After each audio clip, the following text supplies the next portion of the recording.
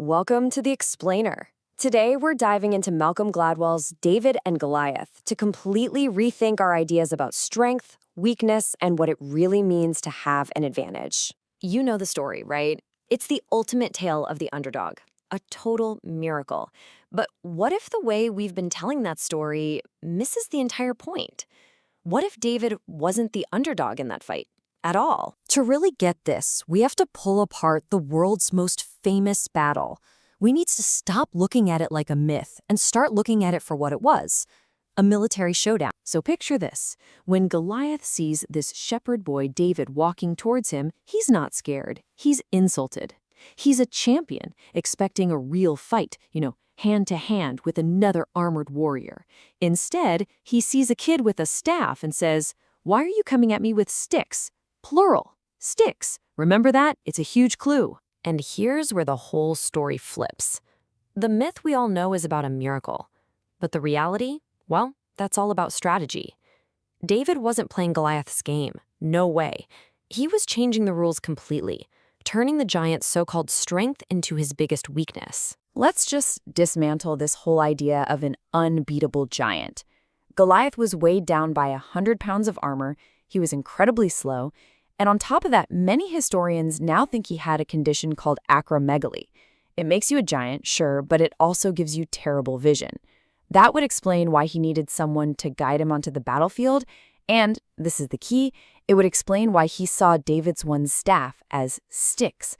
He probably had double vision and couldn't even see his enemy clearly. You have to understand, ancient armies were basically a big game of rock, paper, scissors. Heavy infantry like Goliath, they beat cavalry. Cavalry beats projectile warriors.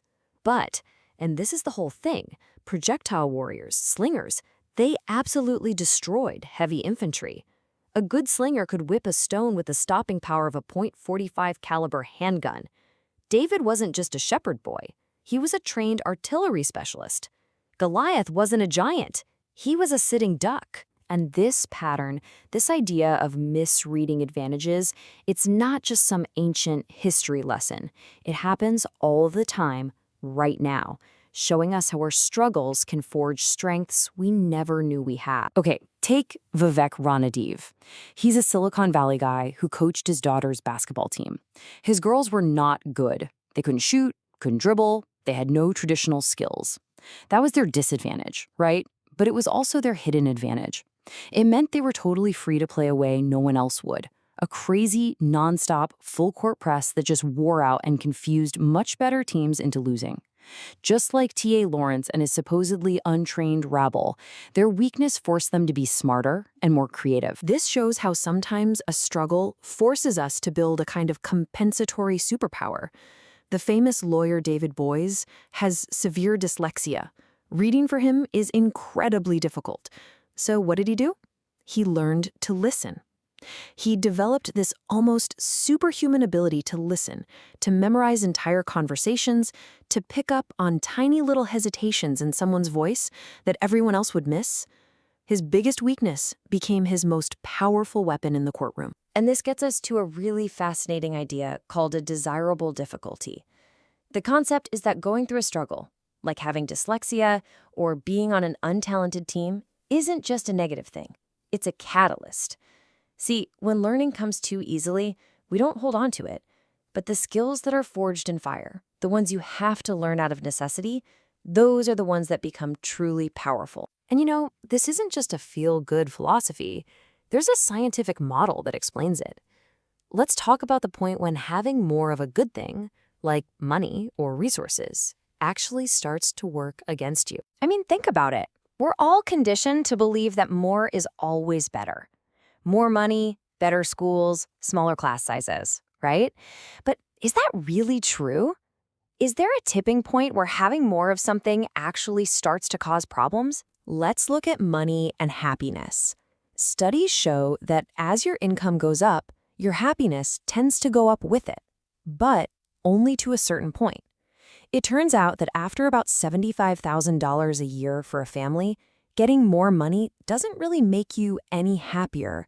The benefit just levels off. And this perfectly illustrates what's called the inverted U curve. The idea is so simple but so profound. For so many things in life, there's a sweet spot. Too little is obviously bad. A moderate amount is great. It's optimal.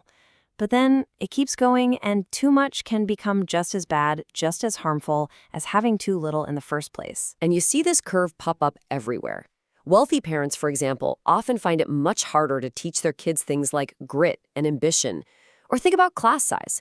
We assume smaller is better, but a class that's too small can lack the energy and diversity of thought for a great debate.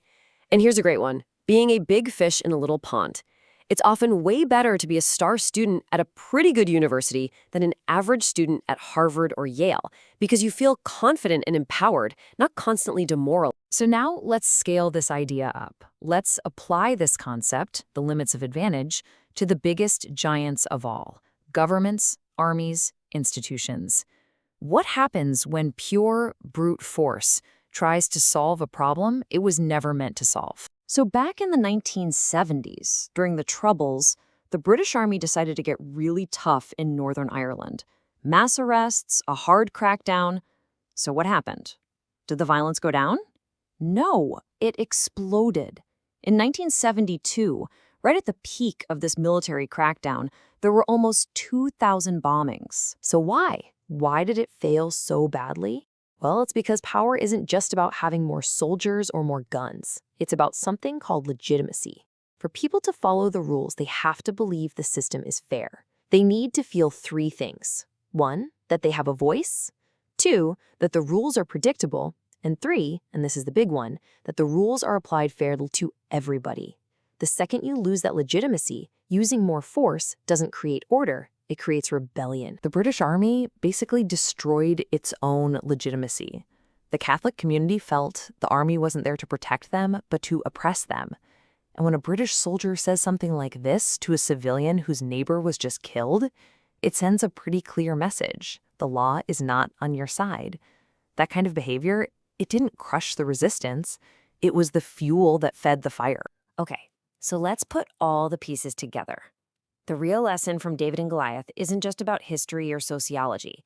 It's a completely new lens for seeing the giants that we all face in our own lives. So takeaway number 1, what we think of as an advantage can actually be a trap. Goliath's size made him a target. An elite education can saddle you with expectations that limit you. And having immense power can blind you to the simple need to be seen as fair. And takeaway number 2 is the flip side of that coin. What looks like a disadvantage can actually be a gift. Not having enough money forces you to be creative. A learning difficulty can push you to develop a different, more powerful skill. Being the underdog gives you the freedom to break all the rules. And finally, the third big takeaway, the biggest, most powerful giants are often the most fragile. Power that relies on force alone, without legitimacy, is brittle. It doesn't create obedience. It creates resistance. Real strength isn't about might. It's about wisdom. So, this all leads to a final question, and this one is for you. We all have giants in our lives, right? Challenges that seem completely unbeatable. But what if we've been looking at them all wrong? I want you to think about your biggest challenge, your most obvious weakness, and ask yourself this: how could that be your greatest strength? Where is the hidden advantage? Where is the desirable difficulty that's just waiting to make you powerful?